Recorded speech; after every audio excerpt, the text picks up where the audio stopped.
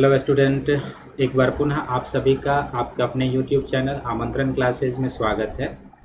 आज हम लोग जो 27 अक्टूबर को राजस्थान लोक सेवा आयोग का 2021 का प्रारंभिक परीक्षा होना है, उस प्रारंभिक परीक्षा में भूगोल विषय का क्या सिलेबस है, क्योंकि आरपीएससी ने कुछ उसमें परिवर्तन किए हैं। तो भूगोल विषय का क्या सिलेबस है और जो टॉपिक दिया हुआ है उस टॉपिक को हम किस प्रकार से समझें, कहाँ से पढ़ें, किस प्रकार से यहाँ से प्रश्न आ सकते हैं, इन सारी चीज़ों पर आज हम एक स्ट्रेटजिक सेशन आपके साथ डिस्कशन करने जा रहे हैं। तो आप ज़रूर इसे अंत तक देखिएगा और जो मेरा टेलीग्राम लिंक है आमंत्रण क्लासेज, इसको सब्सक्राइब कर लीजिएगा। इससे संबंध में यदि आपको कोई भी जानकारी लेनी हो तो आप जो स्क्रीन पर व्हाट्सएप नंबर, मोबाइल नंबर देख रहे हैं, इस पर आप बेशक संपर्क कर सकते हैं। और साथ ही यदि अभी तक आपने अपने यूट्यूब चैनल को सब्सक्राइब नहीं किया है तो ज़रूर सब्सक्राइब कर लीजिए और अपने ग्रुप में अपने मित्रों को भी शेयर कीजिए। तो इस स्ट्रेटजिक सेशन में आज हम लोग किस किस चीज़ पर चर्चा करेंगे, उस पर चर्चा करने से पहले एक छोटी सी आप लोगों के लिए जो सूचनाएं होती है वो दे दें कि आपका जो ये चैनल है इस पर आपको क्या क्या सुविधाएं मिलती है। इस पर आपको राष्ट्रीय और अंतर्राष्ट्रीय जो समसामयिक घटनाक्रम है, इसका प्रारंभिक और मुख्य परीक्षा के दृष्टिकोण से जो विश्लेषणात्मक मटेरियल होता है वो मिलता है। सामान्य अध्ययन से संबंधित जो प्रारंभिक और मुख्य परीक्षा का मटेरियल है वो आपको मिलता है और इतिहास और भूगोल ऑप्शनल पेपर से संबंधित क्लास लेक्चर आपको मिलेगा।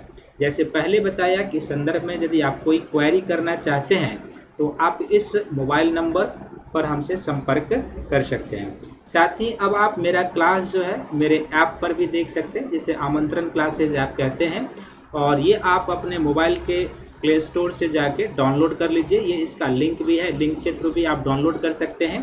और इस पर बहुत जल्दी हम ज्योग्राफी ऑप्शनल, हिस्ट्री ऑप्शनल की क्लासेज स्टार्ट करने जा रहे हैं, तो वो आपको यहाँ पर सुविधा मिलेगी। और एक बार पुनः यदि इस संदर्भ में आप कोई क्वेरी करना चाहते हैं किसी भी प्रकार की, तो आप इस मोबाइल नंबर और व्हाट्सएप नंबर पर हमसे संपर्क कर सकते हैं। इस ऐप पर आपको क्या सुविधा मिलेगी? इस ऐप पर आपको यूपीएससी और राज्य लोक सेवा आयोग के प्रारंभिक और मुख्य परीक्षा का टेस्ट सीरीज मिलेगा। अर्थात इसमें टेस्ट सीरीज होगा, उसका डिस्कशन होगा, मुख्य परीक्षा के टेस्ट सीरीज का आपको मॉडल आंसर भी दिया जाएगा। साथ ही इतिहास और भूगोल ऑप्शनल विषय का लेक्चर मिलेगा आपको, और सामान्य अध्ययन से संबंधित जो पीसीएस में और यूपीएससी में है टॉपिक, उससे संबंधित आपको क्लास लेक्चर उपलब्ध कराया जाएगा। आप ज़रूर इस ऐप को डाउनलोड कर लीजिए और बहुत जल्दी जब नवरात्रा की शुरुआत होगी उस नवरात्रा में हम इस ऐप को शुरुआत करेंगे एक नए शुभ समय में, तो आप उस पर हमसे जुड़ेंगे। तो आइए आज आपको हम इस टॉपिक में जो स्ट्रेटजिक सेशन है इसमें बेसिकली हम लोग किन किन चीज़ों पर चर्चा करेंगे। तो एक इसमें इंडियन ज्योग्राफी का क्या क्या टॉपिक है वो आपको देखना है। बेसिकली यदि आपने पुराने सिलेबस को देखा होगा और नए सिलेबस में बेसिक फ़र्क क्या है, कौन कॉमन टॉपिक है, क्या नया ऐड हुआ है, ये आपको जानना और कहाँ से वो पढ़ना है। दूसरा जो वर्ल्ड ज्योग्राफी का टॉपिक है वो, पर्यावरण और पारिस्थितिकी का जो टॉपिक है वो, फिर अध्ययन का स्रोत क्या होना चाहिए, अध्ययन किस प्रकार से करें और प्रश्न की प्रकृति क्या हो सकती है, आज हम सबसे इसी पर चर्चा करेंगे। तो आइए इस स्ट्रेटजिक सेशन की शुरुआत करते हैं और आप ज़रूर चैनल को सब्सक्राइब कर लीजिएगा, लाइक कीजिएगा और अंत तक देखिएगा और अपने मित्र दोस्तों के ग्रुप में भी इसे शेयर कीजिएगा। तो सबसे पहले आपका जो ज्योग्राफी का सिलेबस है आरपीएससी में, इसे आपको 3 भागों में बांटकर देखना है। एक आपका जो आरपीएससी का सिलेबस है वो क्या है, आपका वर्ल्ड ज्योग्राफी का है जो आपके सामने में है। दूसरा आपका जो सिलेबस का टॉपिक है वो क्या है, इंडियन ज्योग्राफी का है, इंडियन ज्योग्राफी का है। तो आपका दूसरा जो टॉपिक हो जाएगा वो क्या हो जाएगा, इंडियन ज्योग्राफी का है। और फिर इंडियन ज्योग्राफी का हो जाएगा और इंडियन ज्योग्राफी के बाद तीसरा जो सेक्शन है वैसे वो इन्वायरमेंट और इकोलॉजी का जो सेक्शन है वो बेसिकली क्या है कि वर्ल्ड ज्योग्राफी के अंतर्गत ही शामिल किया गया है, लेकिन हम इसे एक अलग सेक्शन में ले लेंगे और बड़े तौर पर देखेंगे तो फिर आपको इसमें राजस्थान ज्योग्राफी के बारे में भी पढ़ना है, यानी कि कुल 4 सेक्शन में आपका ज्योग्राफी का सिलेबस है।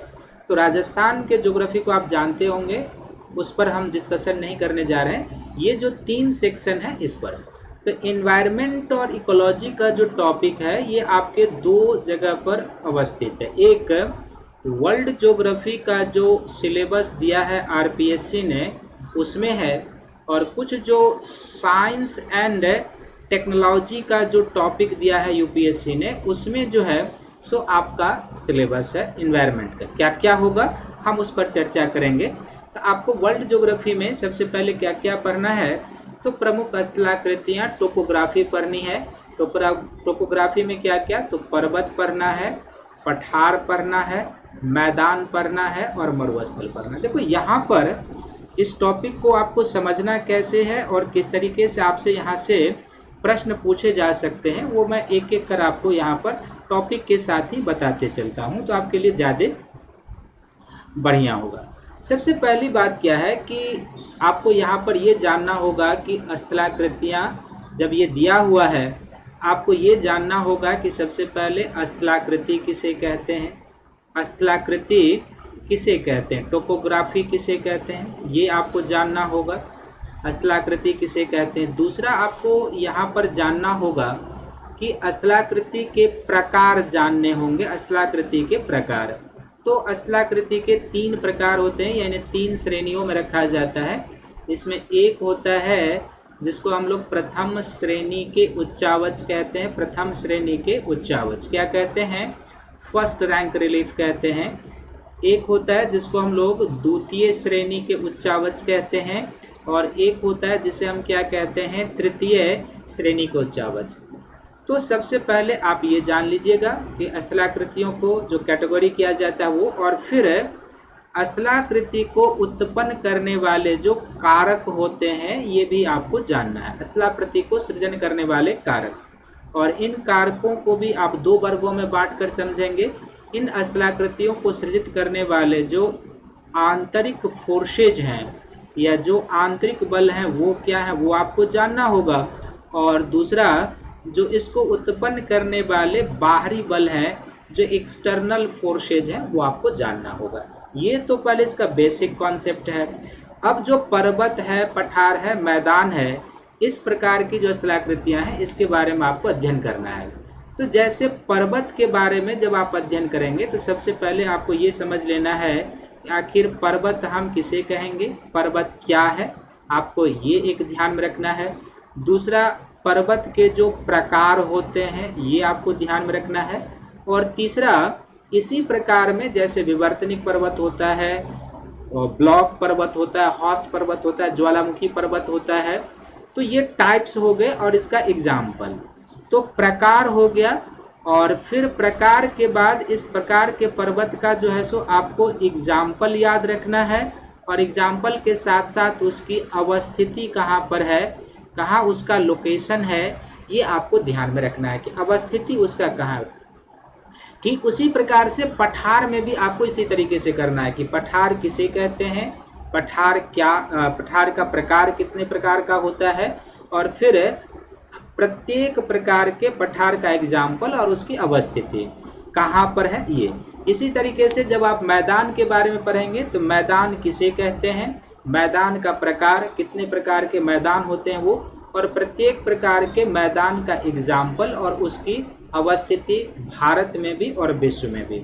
इस तरीके से आपको समझना है। जैसे आपने देखा होगा कि 2 कंटिन्यू वर्षों में विश्व के कुछ माउंटेन रेंज को लेकर और उसकी अवस्थिति को लेकर आरपीएससी में पूछा हुआ है कि माउंट किलिमंजारो कहाँ पर है, माउंट कोसियोस्कू कहाँ पर है।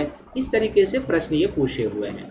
तो पहले टॉपिक में इस तरीके से आपको ध्यान में रखना है। दूसरा, जो प्रमुख नदियां हैं और झीलें हैं, तो जब आप प्रमुख नदी और झील के बारे में पढ़ेंगे तो जाहिर सी बात है कि जब आप किसी नदी के बारे में पढ़ेंगे, वर्ल्ड की नदी, चूँकि वर्ल्ड ज्योग्राफी का है तो वर्ल्ड की नदियों के बारे में आपको पढ़ना है, तो किसी भी नदी के बारे में हम 3-4 पॉइंट के सहारे अध्ययन करते हैं। आपको जानना क्या होगा, तो नदी का उद्गम कहाँ पर है किसी भी नदी का, दूसरा उस नदी का मुहाना कहाँ पर है, और तीसरा उस नदी प्रणाली की विशेषता क्या है, ये आपको बताना है, इसमें ध्यान रखना है। विशेषता में क्या होता है कि उसके किनारे कौन सिटी बसा हुआ, कोई औद्योगिक शहर है, कोई जो है सो जनसंख्या वाला शहर है, या कोई विशेष इंडस्ट्रियल एरिया है, क्या उसके किनारे बसा हुआ है वो, और उसकी आंतरिक इकोलॉजी की यदि कोई विशेषता है तो वो। इसी में आप नदियों के सहायक नदियों को रख सकते हैं। तो ये इसका समझने का तरीका है। दूसरी बात क्या है कि आप जो वर्ल्ड स्तर के नदी को पढ़ेंगे तो बहुत छोटी छोटी नदियों के बारे में आपको नहीं पढ़ना है। आप ये सोचिए कि यदि अमेरिका में सिविल सर्विसेज का एग्ज़ाम होता होगा, हमारे ही तरह कुछ वहाँ के राज्य प्रशासन का एग्ज़ाम होता होगा, यदि वो भारत के नदी को जानते होंगे तो किस प्रकार के नदी को, वो बहुत छोटी नदी तो नहीं पूछते होंगे कि बताइए भारत में जो है सो जाखम नदी कहाँ पर प्रवाहित होती है, वो पूछेंगे गंगा के बारे में, ब्रह्मपुत्र के बारे में, जमुना के बारे में। ठीक, हमें भी जो विश्व की फेमस नदियां हैं उनके बारे में जानकारी प्राप्त करना है। तो आप करेंगे क्या, महाद्वीप वाइज उठा लीजिएगा, नॉर्थ अमेरिका का महाद्वीप का पूरे नदी का एक बार, दक्षिण अमेरिका का एक बार, यूरोप का एक बार, अफ्रीका का एक बार, एशिया का एक बार आप कर जाएंगे तो कोई दिक्कत नहीं होगी। और इसी तरीके से जब आप झील के बारे में जानने के लिए जाएंगे तो झील जो होता है क्या है ये एक जान लेंगे तो जाहिर सी बात है कि अच्छी बात रही, क्योंकि आपके मेंस में भी है। मैं आपको बता देता हूँ आपको कहाँ ये बेनिफिट देगा। एक दूसरा, झील का जो प्रकार होता है वो आप जान लीजिएगा। और तीसरा, जो वर्ल्ड के विश्व के प्रमुख फेमस झील हैं, विश्व के फेमस झील जो है, प्रमुख विश्व के प्रमुख झील जो हैं उनके बारे में। तो विश्व के प्रमुख झील के बारे में जब आप याद रखेंगे कहाँ पर अवस्थित है, उसके किनारे कोई औद्योगिक शहर है, कौन सा सिटी बसा हुआ है, वो याद रखेंगे। और जैसे मेनली आपसे पूछेगा क्या कि विश्व की सबसे बड़ी मीठे पानी की झीलें कौन है, खारे पानी की झीलें कौन है, अरेंज करने के लिए आ सकता है, देश पूछा जा सकता है कि ये झील कहाँ पर है। इस तरीके से ये आपको ध्यान रखना। अब देखो, आप ये भी ध्यान रखना कि इसमें यदि नदी सिस्टम को हटा दिया जाए तो जो पर्वत, पठार, मैदान है और झील है, ये टॉपिक अभी आपके आरपीएससी के मेंस में भी है। तो अभी यदि आप इसको अच्छा कर जाएंगे तो पीटी में भी आपको फायदेमंद देगा और आपके मेंस में भी आपके लिए बहुत ही उपयोगी होगा। तो इस टॉपिक को अच्छे से करेंगे ताकि आपके पर्वत मेंस में है, पठार मेंस में है, मैदान मेंस में है, मरुस्थल है, ये आपको ध्यान से समझना है। इसी तरीके से आप मरुस्थल को कर लेंगे कि मरुस्थल क्या है, कितने प्रकार का होता है, जैसे शीत मरुस्थल है, उष्ण मरुस्थल है, उस मरुस्थल की विशेषता क्या है, मरुस्थल में रहने वाले लोगों का जीवन यापन कैसा है, और विश्व के प्रमुख मरुस्थलों का जो लोकेशन है वही आपके एग्जाम में आएगा कि सोनेरन मरुस्थल कहाँ है, मोजेब कहाँ है, ग्रेट बेसिन का मरुस्थल कहाँ है, एरिजोना कहाँ है, चिली कहाँ, पेंटागोनिया मरुभूमि कहाँ है, अटकामा कहाँ है, यही आपको अरेंज करने आएगा। और बहुत डीप जाएगा तो कुछ उसके किनारे जो सिटीज होगा या जो कुछ वहाँ पर कुछ माइन मिल जाता है, कभी कभी कहीं मरुस्थल में किसी चीज़ के लिए फेमस है तो आपको वो पूछ सकता है, तो ये ध्यान रखेंगे। इसी प्रकार से जो विश्व के औद्योगिक प्रदेश हैं, तो ये जो विश्व के औद्योगिक प्रदेश हैं ये भी आपको ध्यान में रखना होगा, विश्व के औद्योगिक प्रदेश के।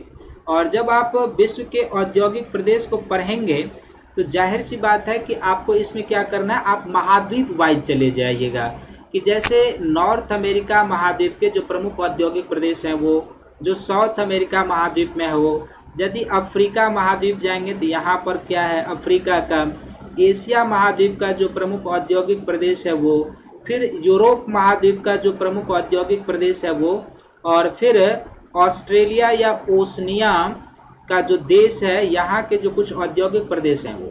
अब जब आप किसी औद्योगिक प्रदेश के बारे में पढ़ते हैं तो क्या पढ़ते हैं कि उस औद्योगिक प्रदेश की अवस्थिति कहाँ पर है, क्या क्या उसमें जानना होता है, वो अवस्थिति के बाद उसके विकास का कारक क्या है कि वहाँ जो औद्योगिक प्रदेश विकसित हुआ है उसके कारक क्या है। जैसे आप ही के यहाँ सीतापुर औद्योगिक प्रदेश है जयपुर में, क्यों विकसित हुआ है ये आपको खोजना है।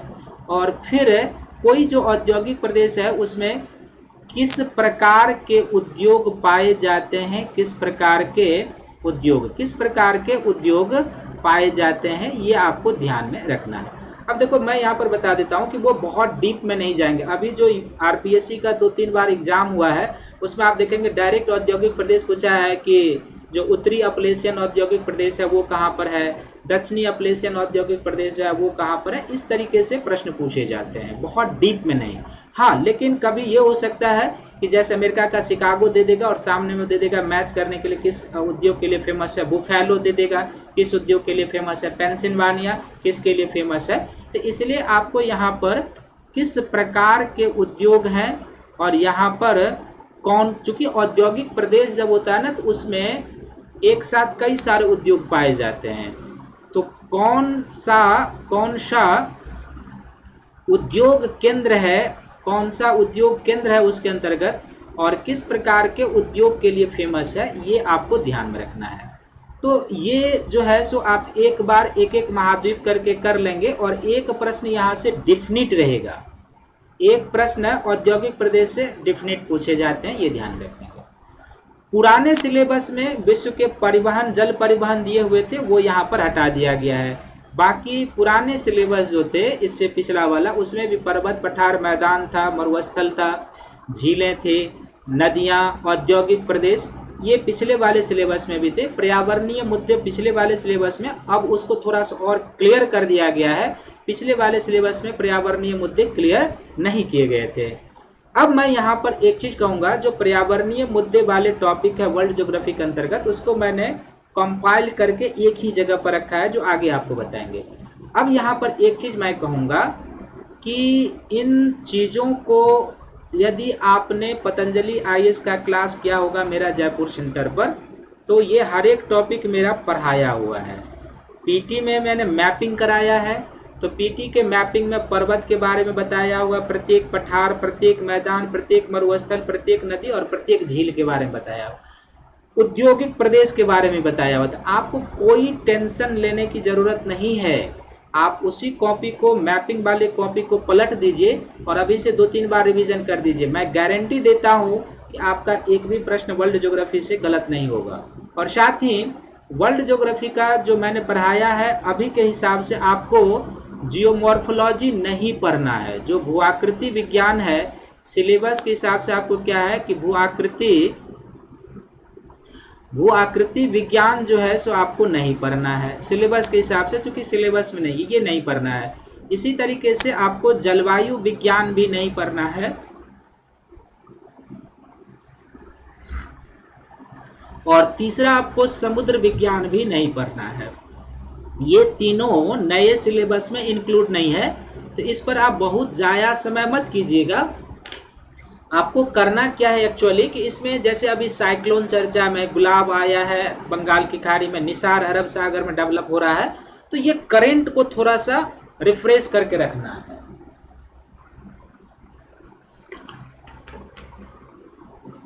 और जैसे भूआकृति विज्ञान में जो कुछ इंट्रोडक्टरी होता है, सिस्मोग्राफ क्या है, सिस्मोलॉजी क्या है, फोकस क्या होता है, एपिसेंटर क्या होता है, ये सब थोड़ा सा बेसिक चीज है जो याद रखेंगे। क्लाइमेटोलॉजी में भी कुछ चीजें जो बेसिक है वो, और जलवायु समुद्र विज्ञान में जाएंगे तो कुछ ज्वार भाटा के बारे में, कुछ जो है सो प्रवाल के बारे में, कुछ समुद्री धारा के बारे में, लेकिन इस पर बहुत समय नहीं। यदि ये पूछते हैं तो सिलेबस के बाहर की बात होगी, क्योंकि इन्होंने जो सिलेबस दिया है उसके हिसाब से ये 3 टॉपिक उसमें नहीं है, ये ध्यान में रखेंगे। तो आपको वही क्लास नोट्स पढ़ना है जो मैंने पतंजलि आईएएस में कराया है, और जिनके पास नहीं है तो आपके किसी मित्र के पास है तो उनसे लीजिए, फोटोकॉपी कराइए मैपिंग का, और कुछ भी नहीं पढ़ना है। मैंने इतना डिटेल से पर्वत, पठार, मैदान, मरुस्थल, नदी, झील, औद्योगिक प्रदेश मैपिंग में कराया है जो आपको कहीं कोई दिक्कत नहीं देगा। तो आप इसको इस तरीके से। दूसरा जो आपका इंडियन ज्योग्राफी का सिलेबस है, तो इंडियन ज्योग्राफी के सिलेबस में आप देखिए कि जो प्रमुख स्थलाकृति है यहाँ पर भी आपको पर्वत, पठार और मैदान के बारे में पढ़ना है। फिर यहाँ पर आपको दूसरा मानसून तंत्र के बारे में पढ़ना है, उसका वितरण, प्रमुख नदियाँ और झील के बारे में पढ़ना है, प्रमुख फसल, देखो यहाँ पर प्रमुख फसल कर दिया है, और पुराना जो सिलेबस था उसमें था कृषि आधारित गतिविधियां। तो अभी तक के सिलेबस में ये जो 2 टॉपिक है आपका, प्रमुख स्थलाकृति और मानसून तंत्र और उसका वितरण, ये दोनों टॉपिक आपके पीटी में भी है और मेंस में भी है। पहले मॉनसून वाला टॉपिक पीटी में नहीं था, केवल मेंस में था। यहाँ पर अब मेंस में भी, पीटी में भी शामिल कर दिया है। इसके अलावा और कौन कौन सा टॉपिक है आपके इंडियन ज्योग्राफी में, वो देख लीजिए कि प्रमुख खनिज संसाधन। तो प्रमुख खनिज संसाधन पीछे भी था, अभी भी है। आपको इसमें पढ़ना है लौहयस्क, मैग्नीज, बॉक्साइट एवं अभ्रक। 2 अयस्क आपके लिए खनिज कम ही कर दिया है। पीछे वाले सिलेबस को देखेंगे तो उसमें कोयला का भी पढ़ना था और आणविक खनिज भी पढ़ना था। तो 4 दिया है, 2 आपको कम ही कर दिया है, सिलेबस कम कर दिया है। ऊर्जा संसाधन आपको पढ़ना है, परंपरागत एवं गैर परंपरागत। ये आपके साइंस एंड टेक में था पहले, अब यहाँ पर ज्योग्राफी के अंतर्गत इंडियन ज्योग्राफी में आपको ला दिया गया है। प्रमुख औद्योगिक प्रदेश पहले सिलेबस में बहुत क्लियर नहीं था, लेकिन था। और राष्ट्रीय राजमार्ग और प्रमुख जो परिवहन के गलियारे हैं, ये है।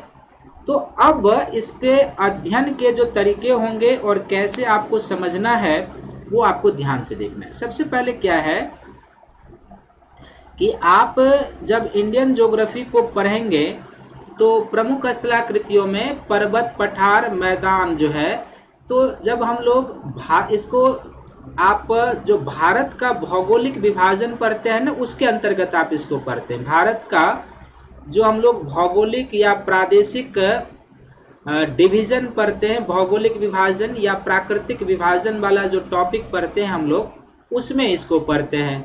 जिसमें हम लोग भारत को नॉर्मली 6 भौगोलिक प्रदेशों में बांटते हैं। उत्तर का पर्वतीय प्रदेश, मध्यवर्ती मैदान, प्रायद्वीपीय भारत, तटीय मैदान, द्वीप समूह और मरुस्थलीय मैदान आप पढ़ते हैं।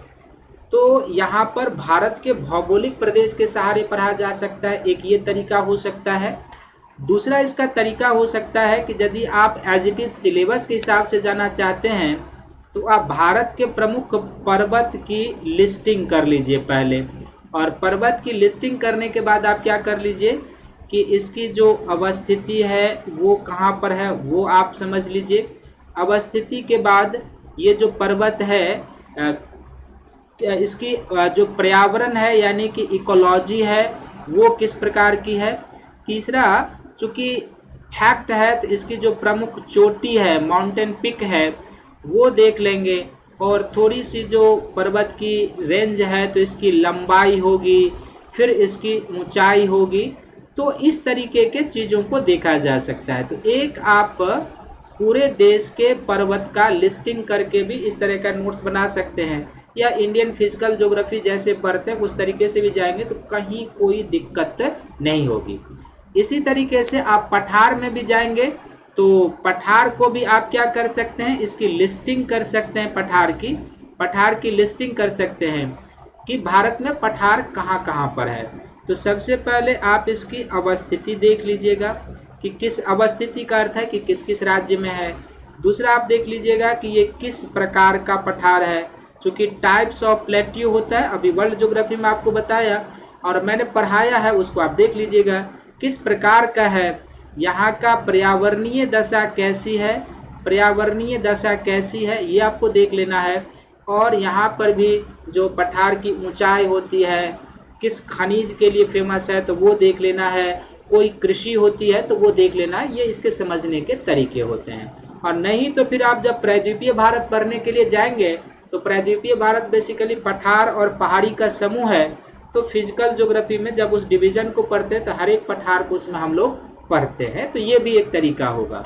और इसी तरीके से मैदान है, बेसिकली जो मध्यवर्ती मैदान है जिसको इंडो गैंगटिक प्लेन कहते हैं, उसकी ओरिजिन कैसे हुई है, उसकी विस्तार, लंबाई, चौड़ाई किन किन राज्यों में है, और फिर उसमें कृषि किस प्रकार की होती है, मानवीय गतिविधि किस प्रकार की है, यानी कि आर्थिक और सांस्कृतिक पहलू भी जान लेना है। और तटीय मैदान है उसको भी देख लेना है कि जो पूर्वी तटीय मैदान है और पश्चिम तटीय मैदान। इसका सबसे बेस्ट तरीका होगा पढ़ने का कि भौगोलिक डिवीजन के हिसाब से जाएंगे, कॉन्सेप्ट समझ में आएगा और उसके साथ फैक्ट भी आपको याद आते जाएगा। जो पर्वत को लिस्टिंग करना, उसके बारे में फैक्ट कलेक्ट करना, ये थोड़ा सा लेंदी प्रोसेस हो जाएगा और पूरा फैक्चुअल हो जाएगा, फिर इतना फैक्ट आप याद नहीं कर पाएंगे। तो इसलिए फिजिकल डिवीजन के सहारे ही जाइएगा और उसमें हर एक का कॉन्सेप्ट, उसके साथ फैक्ट ये ध्यान से देख लेना है। दूसरा जो मानसून प्रणाली से संबंधित टॉपिक है, तो मानसून तंत्र और वर्षा का वितरण है। ये पीटी और मेंस में भी यहाँ से एक प्रश्न आएगा ही। तो मानसून का इंट्रोडक्शन थोड़ा सा, दूसरा मानसून का जो ड्यूरेशन होता है भारत में, वो जो सीजन होता है वो ग्रीष्मकालीन और शीतकालीन, मानसून को उत्पन्न करने वाले जो सिस्टम होते हैं उसको जान लेना है, देश में वर्षा का वितरण कैसे है, ये सब तो पूरी आपको कर लेनी है। जो पिछला सिलेबस था इसमें नदी और झील के बारे में नहीं दिया हुआ था। जो पिछला सिलेबस था यहाँ पर नदी और झील के बारे में आपको पढ़ना है। तो नदी और झील के बारे में पढ़ने का जो तरीका होगा वही जैसे वर्ल्ड ज्योग्राफी में वैसे ही यहाँ पर भी जो भारतीय नदियाँ हैं उनका क्या करेंगे, आप उद्गम के बारे में जान लेंगे, उनका मुहाना के बारे में जान लेंगे, और तीसरा पॉइंट आप इसमें एक विशेषता वाला बना लेंगे, और विशेषता के सहारे जो जो पॉइंट आएगा उसकी सहायक कौन सी है, दाएं तट की सहायक, बाएं तट की सहायक, वो नदी किस चीज़ के लिए फेमस है, उसके किनारे कोई साइट है, कोई औद्योगिक शहर है, कोई जनसंख्या वाला शहर है, तो हर एक चीज़ को विशेषता के पॉइंट में इंक्लूड कर लेना है। यहाँ पर प्रश्न यदि नदी प्रणाली से है तो इंडियन जो नदी प्रणाली है वो भी हो सकता है, आपका राजस्थान से भी हो सकता है, और झील को भी जिस तरीके से वर्ल्ड ज्योग्राफी में उस तरीके से। तो झील की आपको लिस्टिंग करनी होगी यहाँ पर, और कोई उपाय नहीं है। जो भारत के प्रमुख झील हैं उसकी लिस्टिंग कर लेंगे, किस राज्य में है वो समझ लेना है, सबसे बड़ा झील कौन है, सबसे छोटा कौन है, किस चीज़ के लिए वो झील फेमस है, क्या वेटलैंड है, इस तरीके से जान लेना है। तो ये बहुत बड़ा नहीं है, आप टारगेट कर लो कि 1 दिन 2 दिन हमें झील पर देना है और पूरा लिस्टिंग करके राज्य वाइज उसको कर लीजिए। इसी तरीके से नदी का, चूंकि पिछले सिलेबस में था नहीं तो हमने कॉन्सेप्ट तो पढ़ाया है पूरी डिटेल से, इसके फैक्चुअल सेक्शन पर मैं नहीं गया था जब भी सिलेबस में पढ़ाया था, तो वो आपको एक बार देख लेना है कि उद्गम, मुहाना, विशेषता, इस तरीके से हिमालयन रिवर सिस्टम का अलग कर लेंगे, प्रायद्वीपीय रिवर सिस्टम का अलग कर लेंगे, इस तरीके से कर लेंगे। क्लियर है।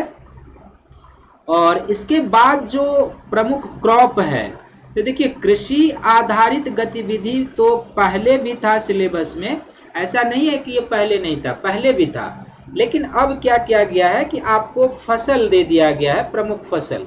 तो केवल प्रमुख फसल ही नहीं बल्कि थोड़ा सा जो कृषि, भारतीय कृषि है इसकी क्या विशेषता है, थोड़ा सा ये सब भी जान लेंगे कि भारतीय कृषि जो है तो भारतीय कृषि की क्या विशेषता है, ये आप इकोनॉमिक्स में भी पढ़ते होंगे।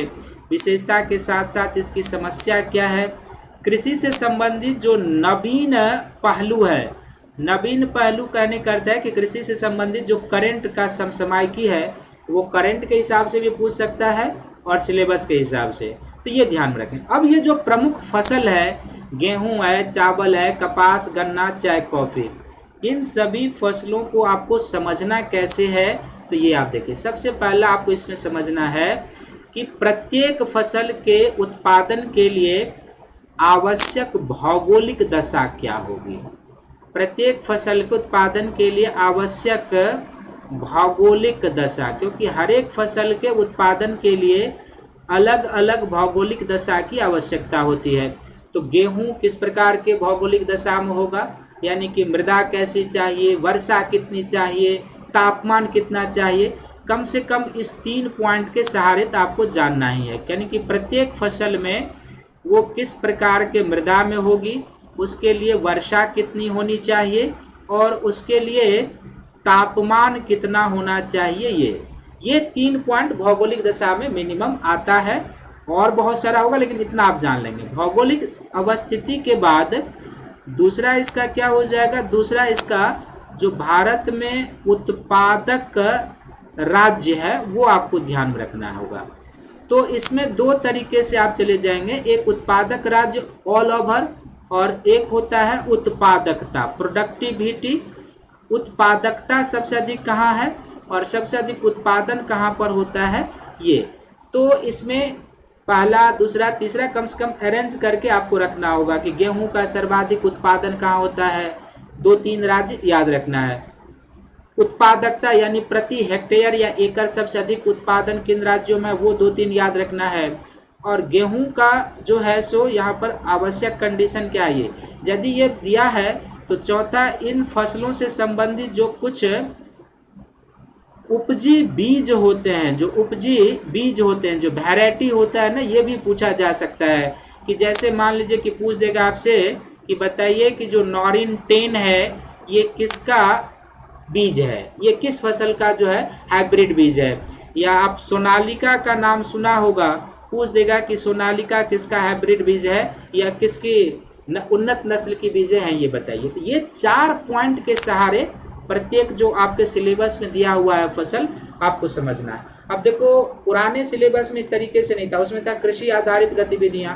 तो अब नए सिलेबस में आपको इसी तरीके से समझना है, करंट कृषि का एस्पेक्ट, और जो आपके सिलेबस में है उसको इस तरीके से आप समझेंगे, ये आपके लिए प्रश्न होगा। इसी तरीके से पूछे जाएंगे कि बताइए भारत में कपास का उत्पादन सबसे अधिक कहाँ होता है, प्रति एकड़ कपास का उत्पादन भारत में सबसे अधिक कहाँ होता है, कपास उत्पादन के लिए इनमें से कौन भौगोलिक दशा सुटेबल होगी। इस तरीके से आपसे प्रश्न पूछे जाएंगे, तो ये आप एक बार देख लीजिएगा। नेक्स्ट जो है, जैसे कि आपका जो प्रमुख खनिज वाला जो सिलेबस है, तो ये जो खनिज वाला सिलेबस है आपको एक लौह अयस्क, एक मैग्नीज, एक बॉक्साइट और एक अब्रक के बारे में पढ़ना है। तो इसके समझने के जो सबसे बेस्ट तरीके होते हैं ना, यदि आप इसको कर सकते हैं तो आपके ये मेंस में भी काम आ जाएगा। मेंस में भी आपका है इस तरीके से रिलेटेड टॉपिक। तो यहाँ पर आप सबसे पहले क्या कर लीजिएगा, चट्टानी समूह, क्योंकि फैक्ट याद रखना थोड़ा सा कठिन, चट्टानी समूह एवं खनिज। तो ये चट्टानी समूह एवं खनिज, जैसे आप पढ़ते होंगे कि भारत में आर्कियन क्रम की चट्टानें, उसके अंतर्गत धारवार है, फिर आगे चले जाएंगे तो विंध्यन क्रम की है, कडप्पा क्रम की है, गोंडवाना क्रम की है। इस तरह की जो चट्टानें हैं और उस चट्टान के साथ जो खनिज है, ये यदि आप समझ लेंगे तो हमेशा के लिए आपको याद रह जाएगा। क्योंकि भारत में जो चट्टान समूह है वो कुछ विशेष राज्य में है और उसी राज्य में वो खनिज पाया जाएगा। तो एक ये है। दूसरा, आपको इन चारों खनिज का क्या करना है कि भारत में वितरण कहाँ कहाँ पर है, ये वितरण आपको जान लेना है। इस वितरण में क्या होगा कि आपसे सीधे प्रश्न पूछ देगा कि अच्छा आप बताइए कि जो नोआ मुंडी है वो किस खनिज के लिए फेमस है, नोआ मुंडी किस खनिज के लिए फेमस है। इसी तरीके से आपको पूछ देगा जो गुरु महिसानी है, गुरु महिसानी वो किस प्रकार के खनिज के लिए फेमस है, ये। तो वितरण में एक तरफ आप क्या करेंगे कि जैसे मान लीजिए कि आपको लौह अयस्क का वितरण है, तो हेडिंग बना लीजिएगा लौह अयस्क, और लौह अयस्क का हेडिंग बनाने के बाद क्या कीजिएगा, नीचे में लिखिएगा राज्य, राज्य लिखिएगा, और सामने में इस राज्य में जहां जहां पर लौह अयस्क पाया जाता है, ये अब क्षेत्र ही आएगा। तो यहाँ पर क्षेत्र आप लिखिएगा कि कहाँ पर, जैसे आप मान लीजिए कि उड़ीसा को लिख रहे हैं तो उड़ीसा यहाँ पर लिख लिए, और यहाँ पर कौन कौन सा लौह अयस्क का क्षेत्र है ये। तो प्रत्येक खनिज में इसी तरीके से लौह अयस्क के लिए, मैग्नीज के लिए, बॉक्साइट और अब्रक के लिए कर लेंगे। और साथ ही साथ इसमें क्या है कि 2 तरीके से और प्रत्येक खनिज में प्रश्न आ सकता है कि इसका जो उत्पादन होता है वो, और दूसरा प्रश्न हो सकता है भंडारण वाला कि सर्वाधिक भंडारण जो है लौह अयस्क का या मैग्नीज का या बॉक्साइट का या अब्रक का किस राज्य में भंडारण, या ये हो सकता है कि लौह अयस्क का, मैग्नीज का, बॉक्साइट का या अब्रक का सर्वाधिक उत्पादन करने वाला राज्य कौन है। तो प्रत्येक में कम से कम क्रोनोलॉजी के हिसाब से 4-4 राज्यों की लिस्टिंग आपके पास होनी चाहिए। तो क्या होगा, चट्टान समूह और खनिज, वितरण, वितरण को कैसे, तो खनिज को ऊपर में लिखेंगे, नीचे में राज्य, उसके सामने में क्षेत्र, ये दूसरा हो जाएगा। तो जब कोई विशेष क्षेत्र नाम दे देगा कि ये किस लिए फेमस है तो आप उस हिसाब से पकड़ लेंगे।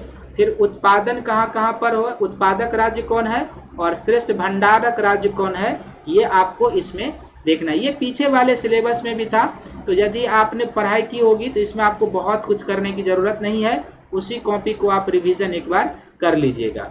ऊर्जा संसाधन में परंपरागत और गैर परंपरागत, तो ये तो आप जानते हैं कि परंपरागत स्रोत ऊर्जा कौन है और गैर परंपरागत। गैर परंपरागत को ही हम लोग क्या कहते हैं, नवीकरणीय कहते हैं, रिन्यूएबल रिसोर्सेज ऑफ एनर्जी कहते हैं। तो नवीकरणीय ऊर्जा में कौन कौन आता है ये सबसे पहले आपको जान लेना है कि नवीकरणीय ऊर्जा क्या है क्या है ये आप साइंस एंड टेक में भी पढ़े होंगे और थोड़ा बहुत संसाधन जब ज्योग्राफी में पढ़े होंगे तो उसमें भी। क्या है, कौन कौन ऊर्जा इसके अंतर्गत आता है, ये नवीकरणीय ऊर्जा के अंतर्गत कौन कौन आता है। तीसरा, प्रत्येक नवीकरणीय ऊर्जा में भारत में संभावना, भारत में उसकी संभावना क्या है ये। चौथा, इंस्टॉल्ड कैपेसिटी कितना है, यानी कि उत्पादन उसका कितना हो रहा है उत्पादन। और फिर पांचवा जो हो जाएगा उत्पादक राज्य हो जाएगा, उत्पादक राज्य हो जाएगा। जैसे मैं एक उदाहरण देता हूं कि नवीकरणीय ऊर्जा में, जैसे कि आप उदाहरण के लिए आप ले लीजिए कि सौर ऊर्जा आ जाएगा, पवन ऊर्जा आ जाएगा। तो सौर ऊर्जा है, पवन ऊर्जा है, भूतापीय ऊर्जा है, आपका भूतापीय ऊर्जा है। फिर जो जल से मिलता है ओटेक है, ज्वारीय ऊर्जा है और तरंग ऊर्जा है, परमाणु ऊर्जा है। तो इन सबको आप एक लिस्टिंग कर लेंगे, क्या है ये कर लेंगे, कौन कौन है ये आगे। अब है कि जैसे सौर ऊर्जा है, तो सौर ऊर्जा की भारत में संभावना कितनी है, वर्तमान में भारत में सौर ऊर्जा का उत्पादन कितना हो रहा है, और भारत के प्रमुख सौर ऊर्जा उत्पादक राज्य। इसी तरीके से पवन ऊर्जा का भी कि भारत में इसकी कुल पोटेंशियल कितनी है, अभी कितना उत्पादन हो रहा है भारत में, और प्रमुख 4 उत्पादक राज्य कौन कौन है वो आपको दे। इसी तरीके से भूतापीय, ओटेक, तरंग ऊर्जा, ज्वारीय ऊर्जा सबको आप कर लेंगे 1-2 दिन समय देके, तो आपका काम बन जाएगा, कहीं कोई दिक्कत नहीं। और परंपरागत ऊर्जा के अंतर्गत जो 3 ऊर्जा आता है, तो परंपरागत में आपको क्या क्या समझना है। एक, कोयला के बारे में, कोयला के बारे में। कोयला के बाद दूसरा आपको किसके बारे में जानना है, तो पेट्रोलियम के बारे में। और पेट्रोलियम के बाद आपको किसके बारे में जानना है, प्राकृतिक गैस के बारे में। तो ये 3 जो है कॉन्वेंशनल रिसोर्सेज ऑफ एनर्जी है, इस 3 को भी आपको जान लेना है। ठीक इसी तरीके से कि कोयला किस प्रकार के चट्टानों में मिलता है, कोयला का वितरण किन किन राज्यों में है, कोयला का 2 प्रकार होता है। तो जैसे कि भारत में वैसे 2 किस्में, 2 चट्टानों में पाई जाती है, गोंडवाना में और टर्शियरी में। वैसे कोयला 4 प्रकार के, एंथ्रासाइट, बिटुमिनस, लिग्नाइट और पीट। किसमें कितनी कार्बन की मात्रा होती है ये आपको जानना है। भारत में जो 2 प्रकार के चट्टानों में कोयला पाया जाता है वो, उसका क्षेत्र, उससे संबंधित राज्य, भंडारक राज्य, उत्पादक राज्य, ये। इसी तरीके से पेट्रोलियम कहाँ पाया जाएगा, भारत में जो इनशोर पेट्रोलियम का क्षेत्र होता है, पेट्रोलियम और प्राकृतिक गैस एक ही साथ पाया जाता है। तो इनशोर फील्ड, ऑफशोर फील्ड, राज्य और उसका क्षेत्र, उत्पादक और भंडारक। इस तरीके से आप लिस्टिंग कर लेंगे भारत का मैप बना के, इसमें कोई दिक्कत आपको नहीं होगा, ये आपको ध्यान में रखना है। और आपको जो है सो जैसे औद्योगिक प्रदेश दिया हुआ है, तो पिछले सिलेबस में ये पीटी में नहीं था, औद्योगिक प्रदेश आपको उसमें था लेकिन बहुत डिटेल से नहीं, लेकिन यहाँ पर आपको औद्योगिक प्रदेश दिया हुआ है। तो आप जानने होंगे कि औद्योगिक प्रदेश क्या होता है, क्या होता है ये आपको जानना होगा। औद्योगिक प्रदेश क्या होता है ये जानना होगा। दूसरा, औद्योगिक प्रदेश की जो विशेषता होती है वो जानना होगा।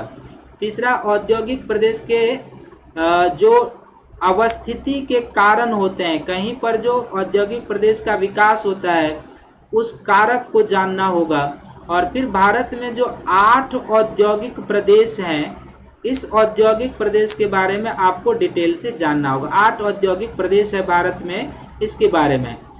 तो ये जो 8 औद्योगिक प्रदेश आप जानेंगे, उसी तरीके से कि इसकी अवस्थिति कहाँ पर है, यानी कि लोकेशन, अवस्थिति। दूसरा, इसके विकास के कारक क्या है, किन किन फैक्टर से औद्योगिक प्रदेश विकसित हुआ है, विकास के कारक। तीसरा, कौन कौन सा उद्योग है इस औद्योगिक प्रदेश में, कौन कौन उद्योग है इस औद्योगिक प्रदेश में। चौथा, इस औद्योगिक प्रदेश की समस्या क्या है, और समस्या के बाद औद्योगिक प्रदेश का क्या होगा, समाधान क्या होगा, ये। तो इस तरीके से आपको 8 औद्योगिक प्रदेश को समझ लेना है। और इसके अलावा जो अन्य कुछ भारत के उद्योग हैं, पहला कहाँ लगा, इस तरीके से भी प्रश्न आ जाएगा पीटी में, क्योंकि ये लिखे हैं केवल औद्योगिक प्रदेश। और जब औद्योगिक प्रदेश की बात होगी तो सिलेबस के हिसाब से इतना ही आना चाहिए, क्योंकि भारत में 8 औद्योगिक प्रदेश है ये। लेकिन ये औद्योगिक प्रदेश लिख के ये भी पूछ सकते हैं। भारत में जूट उद्योग पहला कहाँ लगा, चीनी उद्योग पहला कहाँ लगा, लौह उद्योग पहला कहाँ लगा, गन्ना उद्योग, चीनी उद्योग पहला कहाँ लगा। इस तरीके के प्रश्न भी आपसे ये पूछे जा सकते हैं, तो उसके लिए आपको अलर्ट रहना होगा। तो ये हो गया। और इसके अलावा जो राष्ट्रीय राजमार्ग और प्रमुख परिवहन गलियारे हैं, तो ये परिवहन पुराने सिलेबस में भी था, औद्योगिक प्रदेश भी पुराने सिलेबस में, ऊर्जा संसाधन भी था पुराने में, और खनिज भी था पुराने में। तो अभी आप देख रहे हैं कि भारत सरकार इंफ्रास्ट्रक्चर पर बहुत जोर दे रहा है, जो अर्थव्यवस्था की रीढ़ होती है। तो राष्ट्रीय राजमार्ग जो प्रमुख एनएच है, जो प्रमुख एनएच है, इस एनएच की एक लिस्टिंग कर लेंगे, और लिस्टिंग करने के बाद ये कहाँ से कहाँ को जाती है, कहाँ से कहाँ। ये दूसरा, आप राष्ट्रीय राजमार्ग है तो सड़क निर्माण से संबंधित जो सरकार की प्रमुख परियोजना है, सड़क निर्माण परियोजना, ये जो भी नवीन परियोजनाएं सरकार की है, कुछ पुरानी जो बहुत हाईलाइटेड है। तो जैसे आप इसमें देखेंगे कि अभी आपके यहाँ भारतमाला सड़क काफ़ी चर्चा में है, जहाँ पर रनवे बनाया गया है और वहाँ पर देखा कि फाइटर प्लेन सब उतारा गया। ये आ सकता है NH-75 शायद आपका है, उसको आप देख लीजिएगा, ये सब आएगा। भारतमाला है, प्रधानमंत्री ग्राम सड़क योजना है, ग्रामीण सड़क योजना है, ये सब जो है इसको। इसके अलावा गोल्डन क्वाड्रिलेटर है, उत्तर दक्षिण कॉरिडोर है, पूर्व पश्चिम कॉरिडोर है, उसी को उत्तर दक्षिण गलियारा कहेंगे, पूर्व पश्चिम गलियारा। तो उत्तर दक्षिण कॉरिडोर, पूर्व पश्चिम कॉरिडोर, गोल्डन क्वाड्रिलेटर, भारतमाला, प्रधानमंत्री ग्राम सड़क योजना, ग्रामीण सड़क, ये जितने भी चीजें हैं आपको टंग पर रखना है। और नई नई चीजें जो भी बनती है, कोई टनल बन रहा है, कोई एक्सप्रेसवे, जैसे अभी दिल्ली मुंबई एक्सप्रेसवे चर्चा में है, ये दिल्ली मुंबई एक्सप्रेसवे पीटी में आ सकता है, आपके राज्य से भी जा रहा है। वहां पर प्रश्न ये हो जाएगा कि दिल्ली मुंबई एक्सप्रेसवे राजस्थान के किस किस जिले से होकर जाएगी या किस किस औद्योगिक क्षेत्र को टच करते हुए जाएगा। मैंने इस पर एक वीडियो बनाया भी है, या नहीं तो आप आगे आ जाएगा, उसको आप जरूर देखने का प्रयास कीजिएगा, उसमें हर एक चीज पर हम चर्चा करेंगे। तो इस तरीके से आपको इस टॉपिक को समझना है, ये ध्यान। अब यहाँ पर मैं यही कहूँगा, ध्यान से देखिए, चीजें आप लोग बहुत परेशान हो। जो इंडियन ज्योग्राफी का सिलेबस है, तो यदि आप पतंजलि IAS के स्टूडेंट रहे हैं जयपुर सेंटर के, तो पीटी में जो मैंने RS में पढ़ाया है और मेंस में जो RS में पढ़ाया, वो दोनों कॉपी यदि आपके पास है तो उस कॉपी को आप अच्छे से 2-3 बार अभी से पीटी तक पढ़ जाइए, आपका एक भी प्रश्न ज्योग्राफी से बाहर नहीं जाएगा। प्रमुख स्थलाकृतियां हैं तो वो भारत का भौगोलिक विभाजन करके पढ़ाया होगा। मानसून तंत्र है, बहुत डिटेल से मेंस वाले इस टॉपिक में पढ़ाया है। नदी और झील, ये दो ना तो पीटी में था ना मेंस में, तो नहीं पढ़ाया होगा, बहुत कम। तो आप इसको अपने से कर लेना, जो तकनीकी मैंने बताया। फसल वाला जो तकनीकी बताया इसी तरीके से करना है। बाकी कृषि पर मैंने बताया भी है, उसको इंक्लूड कर लेना है आपको। और प्रमुख खनिज तो जैसे इसमें दिया हुआ एज इट इज मैंने पढ़ाया, लॉ एक्स पढ़ाया हुआ है, मैग्नीज, बॉक्साइट सब पढ़ाया हुआ है। लेकिन यदि आप वहाँ के स्टूडेंट नहीं रहे हैं और RPSC का एग्जाम देने जा रहे हैं, तो जिस तरीके से मैंने बताया वो आपका तरीका होना चाहिए तैयारी का। तो उसी तरीके से ऊर्जा संसाधन, औद्योगिक प्रदेश और जो आपको बताया है ये आपको कर जाना है। तीसरा जो आपके सिलेबस में है वो है पर्यावरण और पारिस्थितिकी। तो पर्यावरण और पारिस्थितिकी में देखो, ये जो आपका 4 टॉपिक है, ये जो वर्ल्ड ज्योग्राफी का सिलेबस दिया हुआ है ना, उसमें है। जो मैंने आपको पहले भी बताया था कि वर्ल्ड ज्योग्राफी में जो 4 टॉपिक है, जो आगे बताऊंगा, ये 4 टॉपिक आपका वर्ल्ड ज्योग्राफी का है।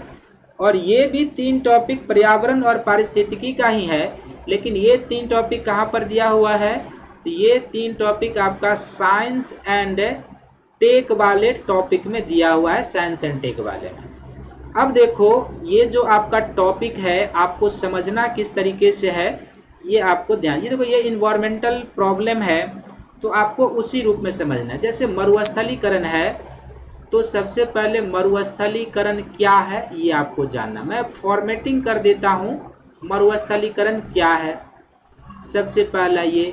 दूसरा, मरुस्थलीकरण का कारण क्या है ये आपको देख लेना, मरुस्थलीकरण का कारण। तीसरा, विश्व में जो मरुस्थलीकरण की स्थिति है, विश्व में स्थिति, ये आपको देख लेना है, विश्व में स्थिति। विश्व की स्थिति के बाद मरुस्थलीकरण की भारत में क्या स्थिति है, भारत में स्थिति को आपको देख लेना है, डेजर्टिफिकेशन की क्या स्थिति है।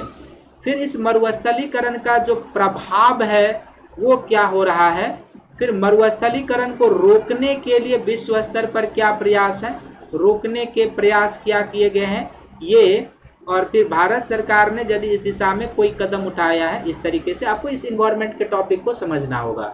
मरुस्थलीकरण क्या है, इसके कारण क्या है, इसी में ग्लोबल वार्मिंग सभी आप इंक्लूड करेंगे। विश्व में मरुस्थलीकरण की क्या स्थिति है, भारत में क्या है, ये जो मरुस्थलीकरण हो रहा है ये क्या प्रभाव उत्पन्न कर रहा है, क्या करेगा, विश्व स्तर पर रोकने के लिए क्या इसके संबंध में कुछ प्रयास हुए या नहीं, कुछ कन्वेंशन हुआ है या नहीं, ये आपको जानना है। भारत सरकार इसके संदर्भ में कुछ किया है या नहीं, ये भी आपको जानना है।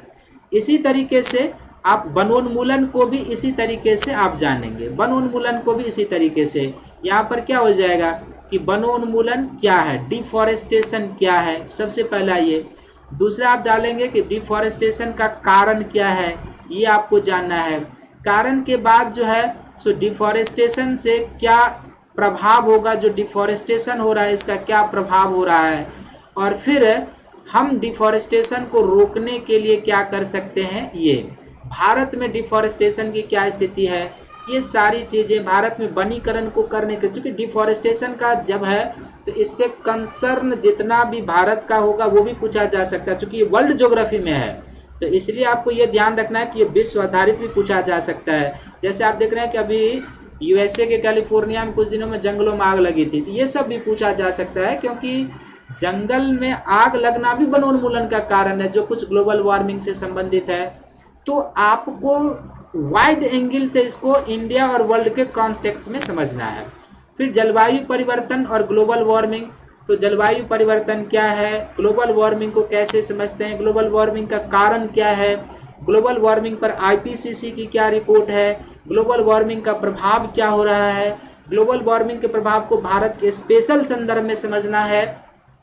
फिर ग्लोबल वार्मिंग को कम करने के लिए, उसके दुष्प्रभाव को कम करने के लिए क्या जो है मिटिगेशन के प्रयास किया जा रहा है, ये आपको जानना है। और जब ग्लोबल वार्मिंग के मिटिगेशन के प्रयास को जानेंगे तो जितने भी अंतर्राष्ट्रीय सम्मेलन हुए हैं जलवायु परिवर्तन पर, सब आपको जानना होगा। पूछ देगा कि पेरिस क्लाइमेट कॉन्फ्रेंस में क्या निर्णय लिया गया, अगला जो है सो कोप सम्मेलन कहाँ होगा, पिछला कोप सम्मेलन कहाँ हुआ था, इस तरीके से पूछे जा सकते हैं। क्योटो प्रोटोकॉल पर पूछे जा सकते हैं। तो ये है ओजोन डिप्लीशन। तो सबसे पहले यहाँ पर ओजोन क्या है, वायुमंडल में कहाँ मिलता है, गुड ओजोन कहाँ मिलता है, बैड ओजोन कहाँ मिलता है, ओजोन का क्या महत्व है वायुमंडल में हमारे लिए, फिर इस ओजोन डिप्लेशन का कारण क्या है, इसको डिप्लेट करने वाली तत्व गैसें कौन सी है, इस डिप्लेशन का इम्पैक्ट क्या हो रहा है, ओजोन कंजर्वेशन पर क्या अंतर्राष्ट्रीय प्रयास हुए हैं, और भारत में क्या इसके लिए कोई पृथक सेल है या नहीं। ये तरीका होगा आपको इस टॉपिक को समझने का। फिर ये जो 3 टॉपिक है लास्ट का, ये साइंस एंड टेक में है, लेकिन पर्यावरण एवं पारिस्थितिक परिवर्तन एवं उनके प्रभाव, यानी इकोलॉजिकल जो चेंजिंग हो रही है वो किन कारणों से हो रहा है, और जो इकोलॉजिकल चेंजिंग हो रही है उसका क्या इम्पैक्ट होगा, ये आपको जानना है। बायोडाइवर्सिटी एक टॉपिक लिखा हुआ, लेकिन बहुत बड़ा टॉपिक हो गया ये। तो बायोडाइवर्सिटी क्या है, इसका जो होता है बायोडाइवर्सिटी का, जैसे मैंने कहा बहुत ये 25-30 पेज का एक टॉपिक है, तो आप इसको खूब अच्छे से करेंगे। और प्राकृतिक संसाधन, उसका संरक्षण और धारणीय विकास। अब मैं इतना ही कहूँगा कि अभी 2021 में भी जब मार्च और अप्रैल में कोचिंग खुली थी तो उसमें मैंने जयपुर सेंटर पर पढ़ाया, ये टोटल टॉपिक पढ़ाया हुआ है। और पीछे जो पीटी का क्लास सब हुआ था उसमें भी मरुस्थलीकरण और वनोन्मूलन पीटी में पहले नहीं था तो नहीं पढ़ाया था उस तरीके से, लेकिन जलवायु परिवर्तन और ग्लोबल वार्मिंग पहले भी पीटी में पढ़ाया है, ओजोन डिप्लेशन पहले भी पीटी में पढ़ाया है, पारिस्थितिक चेंजिंग पहले भी पढ़ाया है, बायोडाइवर्सिटी बहुत डिटेल से पहले भी पढ़ाया है, प्राकृतिक संसाधन का संरक्षण और धारणीय विकास पहले भी पढ़ाया है।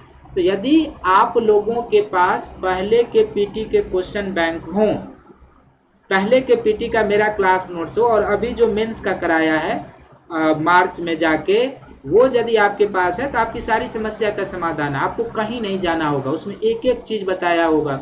मरुस्थल को कैसे समझ लेना है ये बता दिया है, मरुस्थलीकरण को, वनोन्मूलन को कैसे समझना है, बाकी आपके सारे क्लास नोट्स में है। तो आपको कहीं जाने की जरूरत नहीं है, ये आपको ध्यान में रखना है। फाइनली मैं यही कहूँगा, कुछ आगे बताऊँगा कि देखिए कि यदि आप पतंजलि आईएएस के स्टूडेंट रहे हैं जयपुर सेंटर के, तो मैंने जो पीटी में आरएस का कराया है, वर्ल्ड ज्योग्राफी का, इंडियन ज्योग्राफी का, पर्यावरण और पारिस्थितिकी का, और अभी जो मेंस का पर्यावरण पारिस्थितिकी का कराया, वो कॉपी यदि आपके पास है, नहीं है तो किसी मित्र से लेके फोटो कॉपी करा लीजिए, आपको कोई बुक पढ़ने की जरूरत नहीं पड़ेगी, उसी में सब टॉपिक है, सब आप जाइए मिलाइएगा, सब टॉपिक है उसी तरीके से। हाँ, अब इसमें क्या है कि पर्यावरण और पारिस्थितिकी में, अब मैंने पहले भी कहा था कि नोट्स का वैल्यू एडिशन करना होता है, याद होगा क्लास में।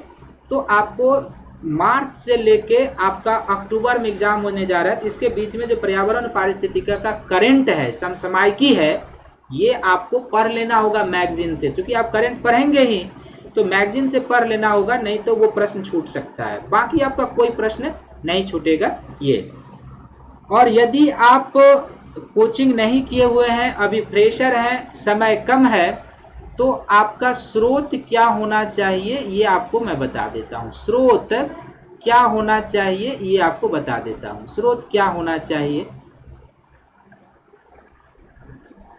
तो स्रोत क्या होना चाहिए, सबसे पहले जो वर्ल्ड ज्योग्राफी का है, वर्ल्ड ज्योग्राफी का, तो वर्ल्ड ज्योग्राफी के लिए, और साथ ही साथ क्या है कि इंडियन ज्योग्राफी के लिए, इतना यदि आप कर जाएंगे तो आपका अभी का फिलहाल, चूंकि कम समय में जितना पढ़ा जा सकता है। राजस्थान बोर्ड में जो 2 एनसीईआरटी की किताब है राजस्थान बोर्ड में, तो राजस्थान बोर्ड की एनसीईआरटी की किताब को पढ़ जाइए, एनसीईआरटी की किताब, ठीक है। राजस्थान बोर्ड की एनसीईआरटी की किताब पढ़नी है, कितने क्लास की, तो 11th क्लास की और 12th क्लास की आपको ये एनसीईआरटी पढ़ जानी है। और साथ में जो तरीका मैंने बताया है वो आपको करना है, इसको खूब अच्छे से पढ़ के, और आप कोशिश कीजिए इसका आप नोट्स बना लीजिए, तो आप एग्ज़ाम पास कर जाएंगे। राजस्थान के एग्ज़ाम में कितना बनाना है नहीं बनाना है, ये भी मैं एक स्ट्रेटजी वीडियो लेकर आऊँगा कि कितना कट ऑफ जाता है, क्या है वो भी आपको बताऊंगा, लेकिन यहाँ पर ये आपको करना है। थोड़ा सा जो वर्ल्ड ज्योग्राफी में मानचित्र आधारित सेक्शन है, तो मानचित्र आधारित सेक्शन पर आपके पास यदि वो क्लास नोट्स है मेरा पीटी में कराया हुआ, तो आपको कहीं नहीं जाना है, नहीं तो प्रत्येक दिन आप कुछ मानचित्र आधारित सेक्शन अपने से भी कर लीजिए, हो जाएगा। साथ ही साथ आप जो है ना पिछले वर्षों के, पिछले 10 वर्षों के क्वेश्चन बैंक को अच्छे से बना के जाइएगा। पिछले 10 वर्षों के, या कम से कम नए सिलेबस, पिछले 10 वर्षों के पीटी के जो प्रश्न पत्र हैं आरपीएससी के, प्रश्न पत्र को बना के जाना है, ये प्रश्न पत्र को, क्योंकि इसमें क्या होगा कि कुछ प्रश्न रिपीट करते हैं ये लोग, तो जब रिपीट करेंगे तो वो आप एज इट इज बना लेंगे। और दूसरा क्या होता है ना कि जो कहीं का क्वेश्चन बैंक होता है एग्जाम का, वो आपको विंडो प्रदान करता है, रिजल्ट क्रैक करने के लिए आपको वो क्या प्रदान करता है, विंडो प्रदान करता है कि किस प्रकार का प्रश्न आ रहा है, प्रश्न का स्टैंडर्ड कैसा है, किस टॉपिक को टच कर रहा है, ये सारा चीज को आपको मिलेगा।